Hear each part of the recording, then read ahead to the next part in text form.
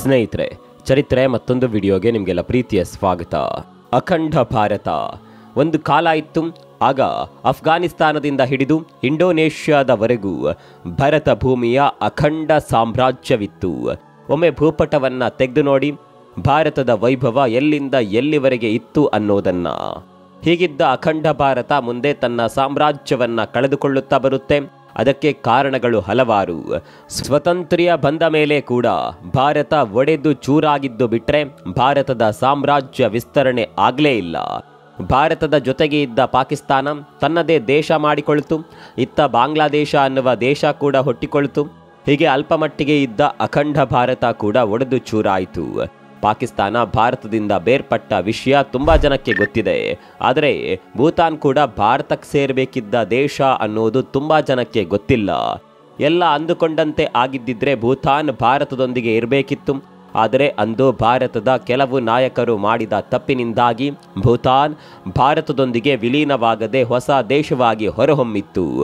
ಹೀಗೆ ಭಾರತದಿಂದ ಬೇರ್ಪಟ್ಟಿದ್ದ ಭೂತಾನ್ ಈಗ ಮತ್ತೊಮ್ಮೆ ಭಾರತದೊಂದಿಗೆ ಸೇರ್ಪಡೆಯಾಗುವ ಲಕ್ಷಣಗಳು ಕಾಣಿಸುತ್ತಿದೆ.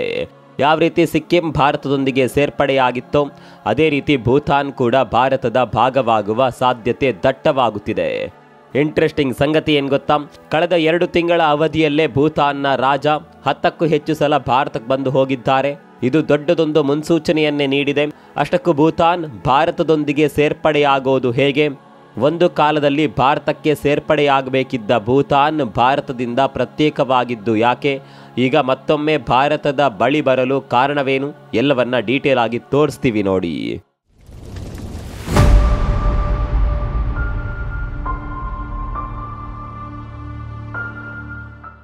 ಭೂತಾನ್ ನಮ್ಮ ಪಕ್ಕದಲ್ಲೇ ಇರುವ ದೇಶ. ಇದು ಸಂಸ್ಕೃತಿ, ಆಚರಣೆ ಹೀಗೆ ಎಲ್ಲದರಲ್ಲೂ ಭೂತಾನ್ ಅನ್ನುವ ಪುಟ್ಟ ದೇಶಕ್ಕೆ ಭಾರತದೊಂದಿಗೆ ಚೆನ್ನಾಗಿಯೇ ಹೋಲಿಕೆ ಇದೆ. ಭಾರತ ಹಾಗೂ ಭೂತಾನ್ ದೇಶಗಳ ನಡುವಿನ ಸಂಬಂಧ ಕೂಡ ಅಷ್ಟೇ ಚೆನ್ನಾಗಿದೆ. ಒಂದೇ ಮಾತಿನಲ್ಲಿ ಹೇಳಬೇಕು ಅಂದರೆ ಭೂತಾನನ್ನ ಭಾರತದ ತಮ್ಮ ಅಂದ್ರೂ ತಪ್ಪಾಗೋದಿಲ್ಲ. ಅದರಲ್ಲೂ ಭೂತಾನ್ನ ದೊರೆಗೆ ಪ್ರಧಾನಿ ಮೋದಿ ಅಂದರೆ ಅದೇನೋ ಪ್ರೀತಿ. ಇದೇ ಕಾರಣಕ್ಕಾಗಿ ಚೀನಾ ಏನೇ ಪ್ರಯತ್ನ ಮಾಡಿದ್ರೂ ಚೀನಾದ ಆಮಿಷಗಳಿಗೆ ಬಲಿಯಾಗದ ಭೂತಾನ್ ಭಾರತದೊಂದಿಗೆ ಉತ್ತಮ ಸಂಬಂಧವನ್ನೇ ಇಟ್ಕೊಂಡಿದೆ. ನಾವು ಆರಂಭದಲ್ಲೇ ಹೇಳಿದಂತೆ ಭಾರತ ಹಾಗೂ ಭೂತಾನ್ ನಡುವಿನ ಸಂಬಂಧಕ್ಕೆ ಶತಮಾನಗಳ ಇತಿಹಾಸ ಇದೆ. ಧಾರ್ಮಿಕತೆ, ಸಾಂಸ್ಕೃತಿಕತೆ, ಆರ್ಥಿಕತೆ ಹೀಗೆ ಎಲ್ಲ ವಿಭಾಗದಲ್ಲೂ ಭೂತಾನ್ ಹಾಗೂ ಭಾರತ ದೇಶಗಳು ಒಂದಕ್ಕೊಂದು ಹೊಂದಿಕೊಂಡು ಹೋಗಿವೆ. ಸ್ನೇಹಿತರೆ, ನಿಮಗೆಲ್ಲ ಗೊತ್ತಿರುವ ಹಾಗೆ ಭೂತಾನ್ನಲ್ಲಿ ಅತಿ ಹೆಚ್ಚು ಆಚರಣೆಯಲ್ಲಿರುವ ಧರ್ಮ ಬೌದ್ಧ ಧರ್ಮ. ಈ ಬೌದ್ಧ ಧರ್ಮ ಹುಟ್ಟಿದ್ದು ಭಾರತದಲ್ಲಿ. ತಮ್ಮಲ್ಲಿ ಆಚರಣೆ ಮಾಡುವ ಧರ್ಮದ ಮೂಲವೇ ಭಾರತ ಅನ್ನುವ ಗೌರವ ಭೂತಾನ್ಗಿದೆ.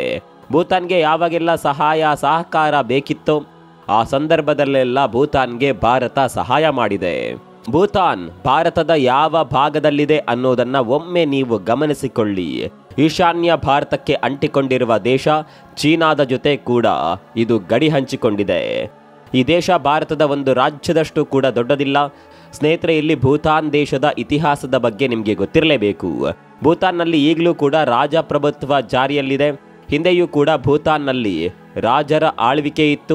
ಭೂತಾನ್ ರಾಜರ ಆಳ್ವಿಕೆ ಯಾವ ರೀತಿ ಬಲಿಷ್ಠವಾಗಿತ್ತು ಅಂದರೆ ಇಡೀ ಭಾರತವನ್ನೇ ಕಬ್ಜಾ ಮಾಡಿ ಇಟ್ಕೊಂಡಿದ್ದ ಬ್ರಿಟಿಷರಿಗೆ ಭೂತಾನ್ ರಾಜರನ್ನ ಮುಟ್ಟೋದಕ್ಕೆ ಕೂಡ ಸಾಧ್ಯವಾಗಲಿಲ್ಲ. ಯಾವಾಗ ಭೂತಾನನ್ನ ಮುಟ್ಟೋದಕ್ಕೆ ಸಾಧ್ಯವಿಲ್ಲ ಅನ್ನೋದು ಗೊತ್ತಾಯಿತೋ ಆಗ ಬ್ರಿಟಿಷರು ಭೂತಾನ್ ರಾಜರ ಜೊತೆ ಒಂದು ಒಪ್ಪಂದ ಮಾಡಿಕೊಳ್ತಾರೆ. ಈ ಒಪ್ಪಂದದಲ್ಲಿ ಕೆಲವೊಂದು ಪ್ರದೇಶಗಳನ್ನು ಭೂತಾನ್ ಕಳೆದುಕೊಳ್ಳುತ್ತೆ. 1910ರಲ್ಲಿ ಮತ್ತೊಮ್ಮೆ ಬ್ರಿಟಿಷರು ಉಪಾಯ ಮಾಡಿಕೊಂಡು ಭೂತಾನ್ನ ಜೊತೆ ಹೊಸದೊಂದು ಒಪ್ಪಂದವನ್ನು ಮಾಡಿಕೊಳ್ತಾರೆ. ಏನೇ ಒಪ್ಪಂದವಾದರೂ ಭೂತಾನ್ ಸ್ವತಂತ್ರ್ಯವಾಗಿ ಉಳಿದು ಬಿಡ್ತು. ಭಾರತ ಬ್ರಿಟಿಷರ ಕಪಿಮುಷ್ಟಿಯಿಂದ ಹೊರಬಂದಾಗ ಭೂತಾನನ್ನು ಭಾರತಕ್ಕೆ ಸೇರ್ಪಡೆಗೊಳಿಸುವ ಪ್ರಯತ್ನಗಳು ಸಣ್ಣ ಮಟ್ಟದಲ್ಲಿ ನಡೆದಿತ್ತು. ಆದರೆ ಅದು ಯಶಸ್ವಿ ಆಗಲಿಲ್ಲ.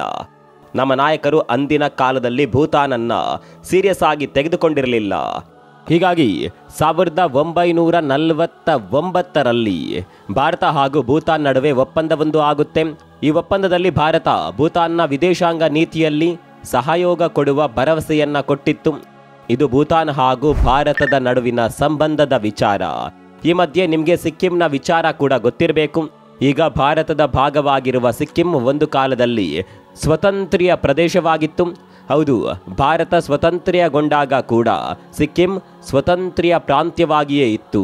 ಸಿಕ್ಕಿಂ ಭಾರತದ ರಾಜ್ಯವಾಗಿದ್ದು 1975ರಲ್ಲಿ ಸಿಕ್ಕಿಮನ್ನು ಭಾರತದ ರಾಜ್ಯವನ್ನಾಗಿ ಮಾಡುವ ಪ್ರೊಸೆಸ್ ಇದೆಯಲ್ಲ, ಅದು ಅಷ್ಟು ಸುಲಭವಾಗಿರಲಿಲ್ಲ. 1947ರಲ್ಲಿ ಭಾರತ ಸ್ವತಂತ್ರಗೊಂಡಾಗ ಸಿಕ್ಕಿಂ ತನ್ನನ್ನು ತಾನು ಸ್ವತಂತ್ರ ದೇಶ ಅಂತ ಘೋಷಣೆ ಮಾಡಿಕೊಂಡಿದ್ದು. ಆದರೆ ಅವತ್ತು ಸಿಕ್ಕಿಂ ಪೂರ್ಣ ಪ್ರಮಾಣದ ಸ್ವಾತಂತ್ರ್ಯ ಪಡೆದಿರಲಿಲ್ಲ. 1950ರಲ್ಲಿ ಭಾರತ ಹಾಗೂ ಸಿಕ್ಕಿಂ ನಡುವೆ ಒಂದು ಮಾತುಕತೆ ನಡೆಯುತ್ತೆ.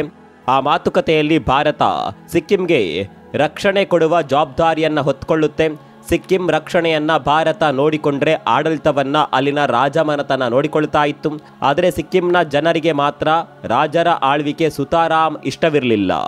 ಸ್ವಲ್ಪ ವರ್ಷಗಳ ಕಾಲ ನೋಡಿದ ಜನ 1973ರಲ್ಲಿ ತಾಳ್ಮೆ ಕಳೆದುಕೊಂಡು ಹೋರಾಟದ ಹಾದಿ ಹಿಡಿತಾರೆ. ರಾಜಪ್ರಭುತ್ವದ ವಿರುದ್ಧ ದೊಡ್ಡ ಮಟ್ಟದ ಜನಾಂದೋಲನವೇ ನಡೆದು ಹೋಗುತ್ತೆ. ಈ ಸಂದರ್ಭದಲ್ಲಿ ಭಾರತ ಮಧ್ಯಪ್ರವೇಶ ಮಾಡುತ್ತೆ. ಕೇವಲ ಮಧ್ಯಪ್ರವೇಶ ಮಾಡಿದ್ದು ಮಾತ್ರವಲ್ಲ, ಪರಿಸ್ಥಿತಿಯ ಲಾಭವನ್ನ ಕೂಡ ಪಡೆಯೋದಕ್ಕೆ ಮುಂದಾಗುತ್ತೆ. ಅಲ್ಲಿಗೆ ತನ್ನ ಸೇನೆಯನ್ನ ಕಳುಹಿಸಿದ ಭಾರತ ಸರ್ಕಾರ ಸಿಕ್ಕಿಂನಲ್ಲಿ ರಾಜಪ್ರಭುತ್ವವನ್ನ ತೆಗೆದುಹಾಕಿ ಪ್ರಜಾಪ್ರಭುತ್ವವನ್ನ ಜಾರಿಗೆ ತರುವಲ್ಲಿ ಯಶಸ್ವಿಯಾಗುತ್ತೆ. ಹೀಗೆ ಪ್ರಜಾಪ್ರಭುತ್ವ ಜಾರಿಯಾದ ಕೂಡಲೇ ಜನರ ಅಭಿಪ್ರಾಯವನ್ನ ಕೂಡ ಸಂಗ್ರಹಿಸುವ ಪ್ರಯತ್ನಕ್ಕೆ ಭಾರತ ಮುಂದಾಗುತ್ತೆ. ಆ ಸಂದರ್ಭದಲ್ಲಿ ಸಿಕ್ಕಿಂನ ಜನ ಭಾರತದೊಂದಿಗೆ ವಿಲೀನವಾಗೋದಕ್ಕೆ ಹೆಚ್ಚಿನ ಒಲವು ತೋರ್ಪಡಿಸ್ತಾರೆ. ಜನರ ಅಭಿಪ್ರಾಯದಂತೆ 1975ರಲ್ಲಿ ಸಿಕ್ಕಿಂನ್ನು ಭಾರತದ ರಾಜ್ಯವನ್ನಾಗಿ ಘೋಷಣೆ ಮಾಡಲಾಗುತ್ತೆ. ಇದೇ ರೀತಿ ಭೂತಾನ್ ಭಾರತ ಸ್ವತಂತ್ರಗೊಂಡ ಸಂದರ್ಭದಲ್ಲಿ ಭಾರತಕ್ಕೆ ಸೇರ್ಪಡೆಯಾಗುವ ಸಾಧ್ಯತೆ ಇತ್ತು. ಅಂದಿನ ನಾಯಕರು ಮನಸ್ಸು ಮಾಡಿದರೆ ಭೂತಾನ್ ಸುಲಭದಲ್ಲೇ ಭಾರತದ ರಾಜ್ಯವಾಗ್ತಾ ಇತ್ತು. ಇಲ್ಲಿ ಆ ಪ್ರಯತ್ನಕ್ಕೆ ಕೈ ಹಾಕದೇ ಇರಲು ಕೂಡ ಒಂದು ಕಾರಣ ಇತ್ತು. ಚೀನಾ ಅಲ್ಲಿಗಾಗಲೇ ಟಿಬೇಟನ್ನು ವಶಪಡಿಸಿಕೊಂಡಾಗಿತ್ತು.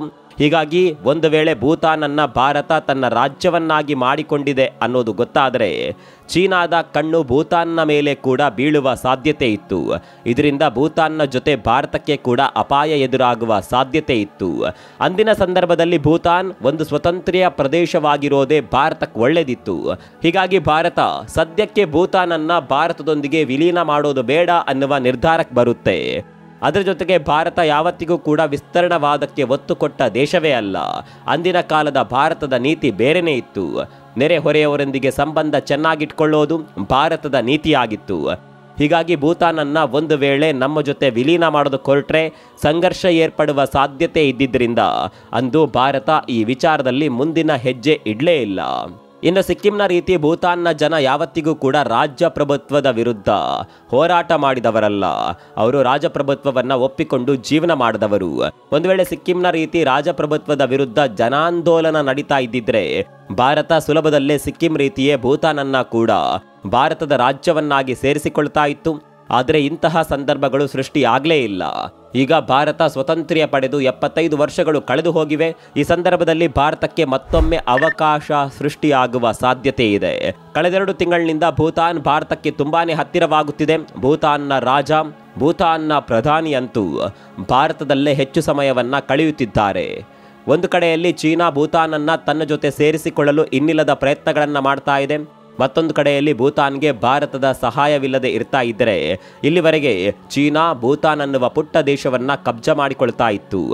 ಭೂತಾನ್ ಜೊತೆ ಭಾರತ ಇದೆ ಅನ್ನುವ ಒಂದೇ ಒಂದು ಕಾರಣಕ್ಕಾಗಿ ಚೀನಾ ಭೂತಾನ್ನ ತಂಟೆಗೆ ಇನ್ನೂ ಬಂದಿಲ್ಲ. ಆಮಿಷಗಳನ್ನು ಒಡ್ಡುವ ಪ್ರಯತ್ನಗಳನ್ನು ಚೀನಾ ಮಾಡುತ್ತಲೇ ಬರ್ತಾ ಇದೆ. ಆದರೂ ದಾಳಿ ಮಾಡುವ ಹಂತಕ್ಕೆ ಚೀನಾ ಇನ್ನೂ ಕೂಡ ಬಂದಿಲ್ಲ. ಒಂದು ವೇಳೆ ಭೂತಾನ್ ಚೀನಾದ ಆಮಿಷಗಳಿಗೆ ಬಲಿಯಾಗಿ ಚೀನಾದತ್ತ ಹೋದರೂ ಕೂಡ ಭಾರತಕ್ಕೆ ಅಪಾಯ ಇದೆ. ಚೀನಾ ಭಾರತಕ್ಕೆ ಮತ್ತಷ್ಟು ಹತ್ತಿರಕ್ಕೆ ಬರುವ ಸಾಧ್ಯತೆ ಇದೆ. ಹೀಗಾಗಿ ಭೂತಾನನ್ನು ನಮ್ಮ ದೇಶದ ರಾಜ್ಯ ಮಾಡಿದರೆ ಹೇಗೆ ಅನ್ನುವ ಬಗ್ಗೆ ಯೋಚನೆಗಳು ನಡೀತಾ ಇದೆ. ಯಾವ ರೀತಿ ಸಿಕ್ಕಿಂ ನಮ್ಮ ಪಾಲಾಯಿತೋ ಅದೇ ರೀತಿ ಭೂತಾನ್ ದೇಶವನ್ನು ಕೂಡ ಭಾರತದ ಮತ್ತೊಂದು ರಾಜ್ಯ ಮಾಡೋದಕ್ಕೆ ಭಾರತ ಸೈಲೆಂಟ್ ಆಗಿಯೇ ಪ್ಲಾನ್ ಮಾಡ್ತಾ ಇದೆ ಅನ್ನುವ ಮಾಹಿತಿಗಳು ಹೊರಬಿದ್ದಿದೆ. ಇದು ಮುಂದಿನ ದಿನಗಳಲ್ಲಿ ಯಾವ ತಿರುವು ಪಡೆದುಕೊಳ್ಳುತ್ತೆ ಅನ್ನೋದನ್ನು ಕಾದು ನೋಡಬೇಕು. ನಿಮ್ಮ ಪ್ರಕಾರ ಭೂತಾನ್ ಭಾರತದ ರಾಜ್ಯವಾಗಬೇಕಾ? ಕಾಮೆಂಟ್ ಮಾಡಿ.